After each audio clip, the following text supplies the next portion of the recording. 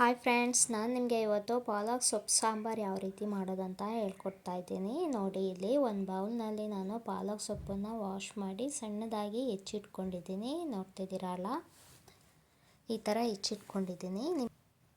ಇದರ ಜೊತೆಗೆ ನಾನು ತೊಗರಿಬೇಳೆ ಮತ್ತು ಅವರೆಬೇಳೆನ ತೊಗೊಳ್ತಾ ಇದ್ದೀನಿ ಸೊಪ್ಪು ಸಾಂಬಾರಿಗೆ. ನೋಡಿ, ತೊಗರಿಬೇಳೆ ಮತ್ತು ಅವರೆಬೇಳೆನ ವಾಶ್ ಮಾಡಿ ಹಾಕ್ಕೊಳ್ಬೇಕು. ಕುಕ್ಕರ್ಗೆ ಸೊಪ್ಪು ಮತ್ತು ತೊಗರಿಬೇಳೆ ಅವರೆಬೇಳೆ ಏನು ತೊಗೊಂಡಿದ್ದೆ ಅದನ್ನೆಲ್ಲ ಹಾಕ್ಕೊಳ್ತಾ ಇದ್ದೀನಿ. ಉಪ್ಪು ಹಾಕಿ ಬೇಯಿಸ್ಕೊಳ್ಳೋಣ. ನೋಡಿ, ಇಲ್ಲಿ ನಾನು ಸೊಪ್ಪು ಮತ್ತು ಬೇಳೆನ ಬೇಯಿಸ್ಕೊಳ್ಳುವಾಗಲೇ ಉಪ್ಪನ್ನು ಯೂಸ್ ಮಾಡ್ತಾಯಿದ್ದೀನಿ.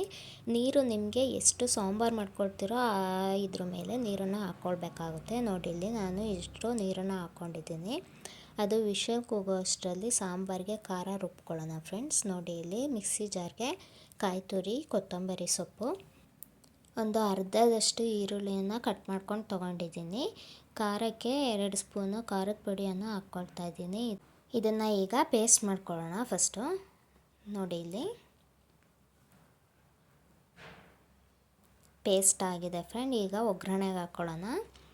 ನೋಡಿ, ಒಂದು ಬೌಲ್ನ ಇಟ್ಟು ಆಯಿಲ್ನ ಹಾಕ್ಕೊಳ್ತಾ ಇದ್ದೀನಿ. ಆಯಿಲ್ ಸ್ವಲ್ಪ ಹೀಟ್ ಆಗಲಿಕ್ಕೆ ಬಿಡೋಣ.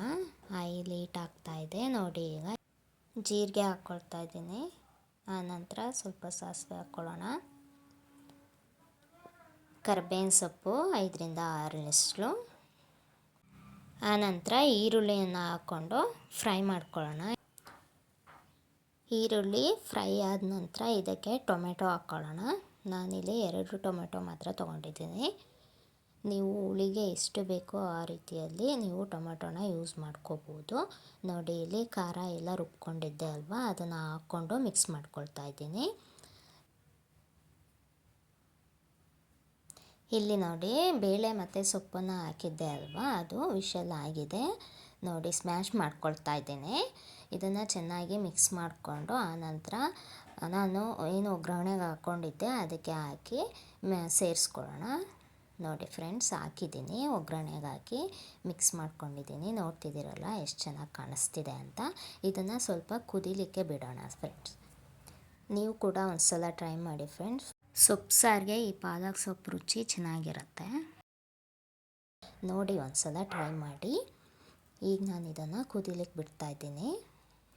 ಉಪ್ಪನ್ನು ನಾನು ಬೇಳೆ ಬೇಯಿಸ್ಕೋವಾಗ ಹಾಕ್ಕೊಂಡಿದ್ದೆ ಅಲ್ವಾ, ಹಾಗಾಗಿ ಇಲ್ಲಿ ನಾನು ತೊಗೊಂಡಿಲ್ಲ. ಮತ್ತು ನೀವು ಟೇಸ್ಟ್ ನೋಡಿ ಉಪ್ಪನ್ನು ಹಾಕ್ಕೊಳ್ಳಿ. ನೋಡಿ, ಇಲ್ಲಿ ಸಾಂಬಾರು ಕುದಿ ಬರ್ತಾಯಿದೆ.